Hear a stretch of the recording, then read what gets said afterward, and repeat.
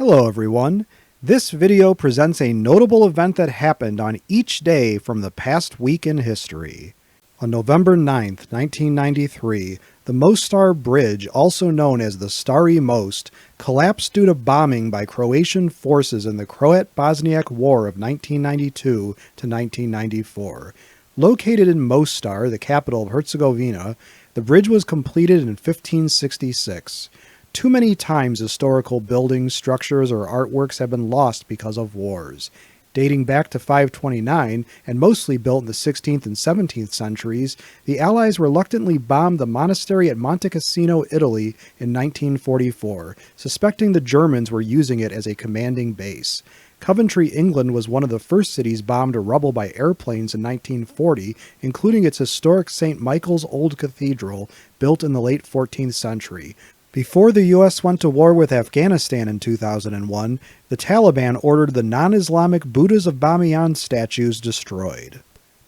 On November 10, 1975, the SS Edmund Fitzgerald sank in Lake Superior, taking the 29 men aboard to a watery grave.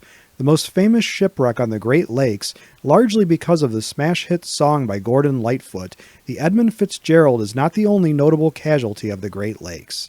SS Leacliff Hull sank in 1964 with 3 deaths after colliding with a Greek freighter in the St. Lawrence Seaway. The 730-foot-long, 18,071-ton ship was hauling 24,500 tons of iron ore, making her the biggest ship to sink in the Great Lakes system, a foot longer than Edmund Fitzgerald. P.S. Lady Elgin sank in Lake Michigan in 1860 after a collision. A sidewheel wooden steamship, Lady Elgin was only 252 feet long, but the deaths of over 300 of her passengers makes her sinking the deadliest in Great Lakes history.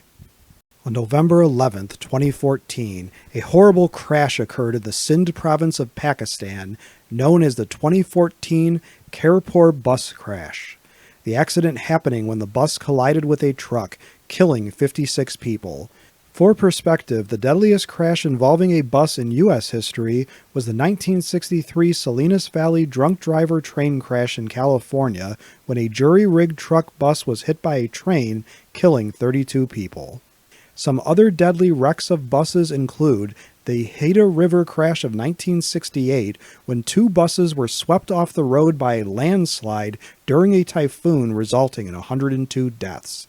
The Death Road accident in Bolivia in 1983, when a bus on the terrifying Yungas Road crashed, killing at least 100 passengers.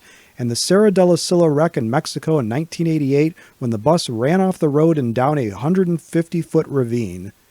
On November 12, 2011, Prime Minister of Italy, Silvio Berlusconi, resigned due to a debt crisis, not the many accusations of sexual misconduct that would mar his career, including holding bunga bunga sex parties. Today we list a few of the worst political sex scandals and ask you to tell us which was the worst. In the 15th century, Pope Alexander VI allegedly had sex orgies and incest with his daughter. In 1998, President Bill Clinton lied about sexual relations with Monica Lewinsky and was impeached. In 2007, Senator Larry Craig was caught soliciting homosexual sex in an airport bathroom despite his anti-gay politics. In 2010, former President of Israel, Moshe Katsav, was convicted after he left office of rape. We know there are so many political sex scandals that we could not list in this short video. On November 13, 1922, the United States Supreme Court decision called Zucht v. King upheld the discretion that allowed a Texas school board to require mandatory vaccination of school children against smallpox. The court cited a previous decision, Jacobson v. Massachusetts 1905, that allowed states to force vaccination and claimed that the police power of the state to maintain health and safety of the public justified such measures. Today, smallpox is virtually eradicated, but other old diseases keep cropping up, as do new germs and viruses. As we found out in 2020, mankind is always in danger of a deadly epidemic that may not come with a warning. During the COVID pandemic of 2019 through 2021, many employers and school systems mandated workers and students be vaccinated, including the U.S. military. On November 14, 1910, self-taught aviator Eugene Ely took off from the deck of the USS Birmingham near Norfolk, Virginia. Piloting a Curtiss Pusher airplane, Ely made history by becoming the first person to take off from a ship in an airplane. The temporary runway constructed over the front portion of the cruiser was only 83 feet long, barely long enough to allow the plane to take off. In fact, on the historic flight, the wheels of the primitive plane dragged in the water and Ely's goggles were covered with spray. After the brush with a dunking, Ely headed to the beach and made an improvised landing instead of circling the harbor and landing at the Navy Yard as part of a planned display. In January of 1911, Ely landed a Curtiss airplane on another U.S. Navy cruiser, the first such landing. Who's your favorite aviation pioneer? On November 15, 1968, the Cleveland Transit System of Cleveland, Ohio, linked downtown with the Metro Airport, becoming the first city in the Western Hemisphere to link its downtown and its main airport by rapid transit.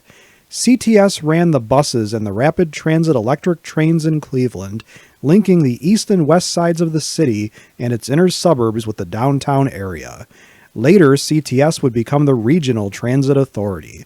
Despite jokes about its burning river and the mistake on the lake, and of course the recent history of alleged pro football, Cleveland has had major innovations and firsts, especially regarding its airport.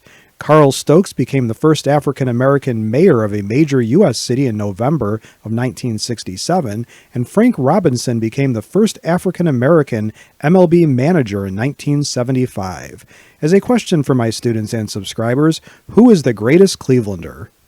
As a question for my students and subscribers, which event from this past week in history would you most like to learn more about? Please let me know in the comment section below this video. If you liked this video and would like to receive notification of new videos, please feel welcome to subscribe to History and Headlines and become one of our patrons. Your viewership is much appreciated. For image, audio, and other credits and attributions for components of the individual videos in this compilation, please see the descriptions of their respective videos, which are linked to in this video's description.